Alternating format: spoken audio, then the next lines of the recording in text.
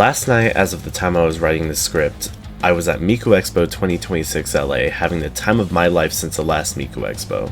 While I stood there hearing songs that I loved throughout my entire life and hearing new songs I've never heard of, I'm pretty sure I almost cried a dozen times hearing Miku sing Teo, World's End Dance Hall, Odds and Ends, and especially Patchwork Staccato.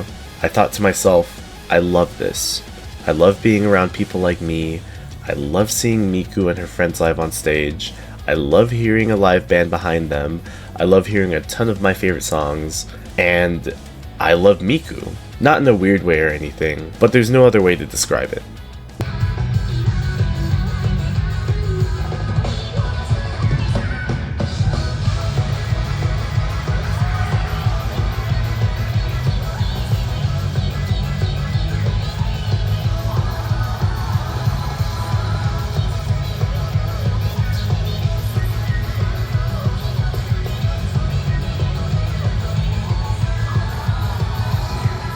Like the way I love board games and coffee, I love Miku. She and every producer who make music with her are core aspects of my life that I can't live without. And somehow, every concert I attend brings me back to the moment I found her.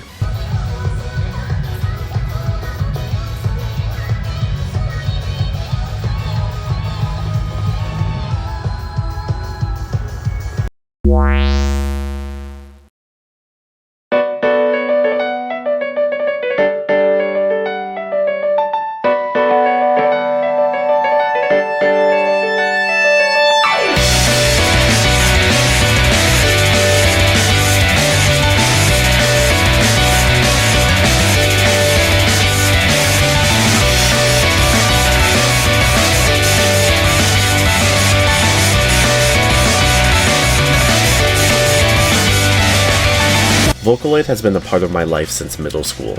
It was a Sunday afternoon right before church, and I saw someone made an instrumental remix of a Miku song, 10,000 Stars by Circus B. The remix was by Vetrom on YouTube. I thought it was so good that I gave the original a shot, and that moment forever changed the trajectory of my life, if that wasn't already obvious. Hell, there's a reason why this is my first video on the channel. Something about the music was different. It wasn't just a different sounding voice. It was something I felt while listening to the song.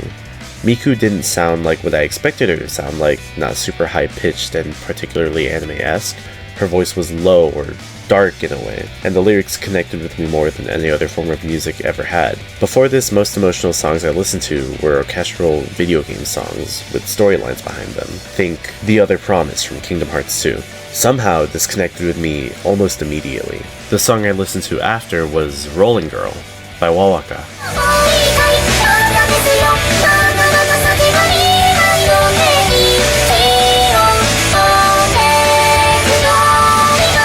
To me, Rolling Girl wasn't just music or a song. It was chaotic noise that was filled with just as much emotion as its music video had. Rolling Girl felt more like I was hearing all the work that a producer puts into making a song. In a way, it unlocked more depth in music for me. Miku had more pain in her voice that I processed better as a kid, and I was able to appreciate the way they tuned her voice to cater to the story of the song. This was followed up by more songs that had heavier subject matters and deeper meanings to me at the time, such as World Domination How To and Lost One's Weeping by Neru. It was all music while, at the time, I thought of more as deep, would eventually be songs that I relate to and find myself listening to when I felt the same way as the characters. I took a deep dive into Vocaloid after that day and never came back the same. My favorite songs switched between different Vocaloid songs that simply spoke to me. I loved how Kimi no Taion by Kuwagarapi brought together electric guitar and piano while tying it together with beautiful lyrics. Patchwork Staccato by Toa related to me with its soft-spoken lyrics and beautiful use of piano at a time when my life felt like things were falling apart. Obviously, it's not as dramatic as it sounds, but it was something really important to me at the time.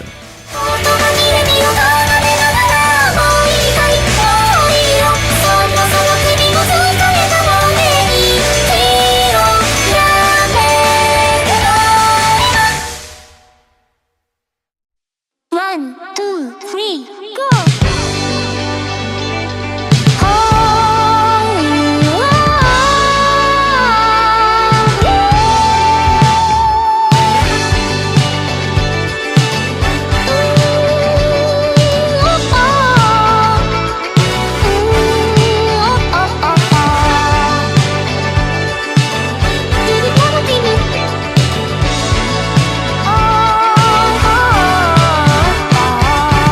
the last few years, Vocaloid has continued to follow me through university. A lot of my fashion sense was based on Miku merch, specifically these jackets, and I carried around a lot of Miku themed bags. I was proud of my love for this thing that a lot of people in my life thought was going to be a phase. 3 songs were particular highlights during this point in my life. Audio became one of my favorite producers, and while it's not Miku, Chinatown Blues is easily one of my favorite songs ever. Not only is it one of the first songs that I play every time I go into a car, but it also matches the vibe of what I want my future to be like. This song goes hand in hand with one of my other favorite songs,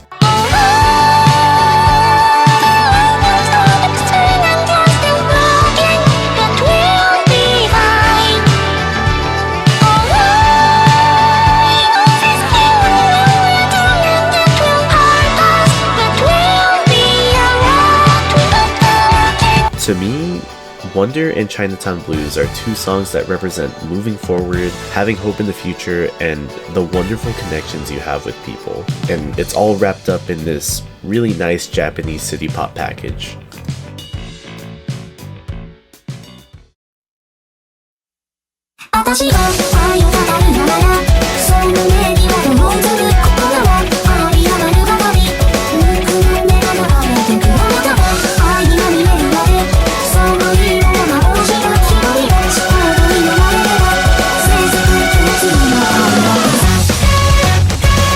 Currently, my favorite song is Unknown Mother Goose by Wawaka, his swan song, ironically and unfortunately enough. Released in 2017 for Miku's 10th anniversary album, Restart, Wawaka returned to the Vocaloid scene with the final song.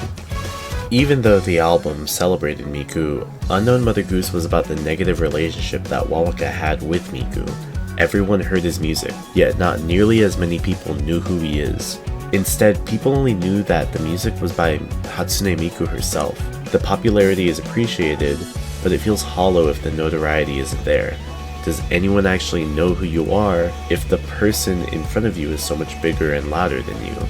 Unknown Mother Goose asks these questions and quietly talks about how Wawaka feels about these things, to a fast pace and chaotic harmony. Unfortunately, Wawaka passed away in 2019 due to acute heart failure, but his music continues to be listened to by old fans and new. I like to believe his message was heard as well. I like to think that producers are seen far more and given more notoriety, and I think part of that was because of Wawaka. I remember hearing about this news during a history class in high school. At the time, I didn't realize how much of an impact it would have on me. I didn't listen to him quite as much yet, and now that I'm older and appreciate his music more and realize we won't be getting any more of his music, I get genuinely upset that such a talented person was ripped away from us so soon. I just want to take a moment in this video to say thank you to Wawaka.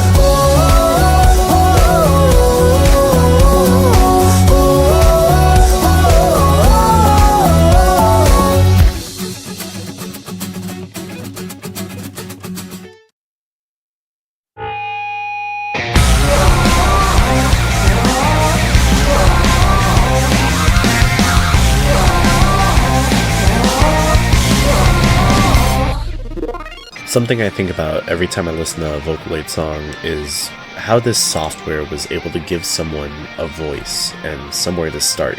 Whether they were worried about how their voice sounded or if they were just too intimidated to use their own voice, Vocaloid was always used as a place to start. Artists and groups like Eve, Yoasobi, and Ado were either inspired by or started because of Vocaloid. So many people who listen to it can feel the connection. Everyone in this community can hear the effort and work put into a song. No matter how synthetic or robotic it sounds, no matter how different it sounds, we can feel the passion behind each project.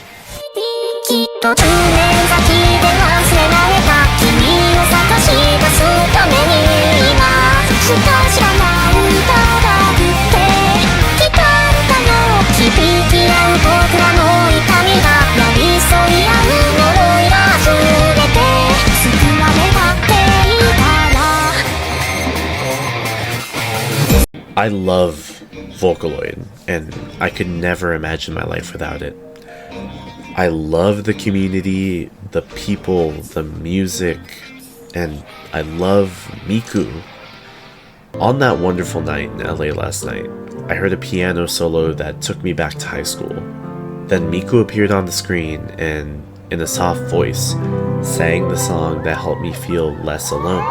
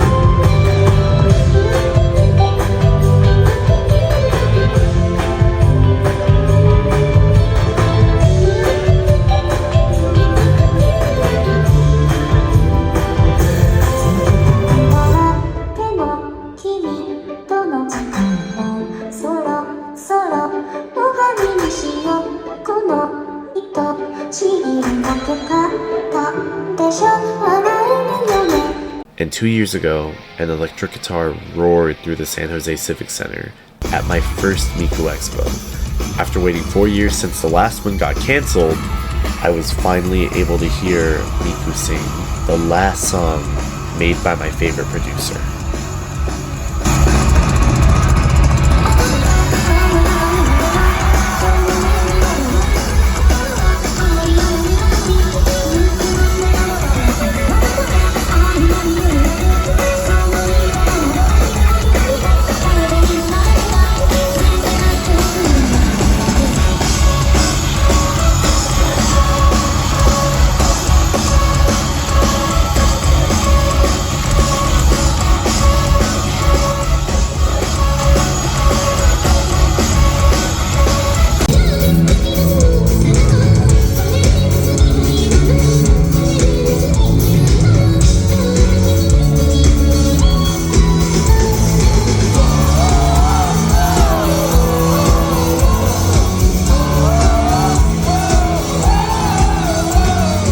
Both times I felt tears welling up in my eyes as I looked up at my idol with wonder, but instead of crying, I sang my heart out with the crowd. While I know it sounds cliche, this is exactly why I love Vocaloid so much.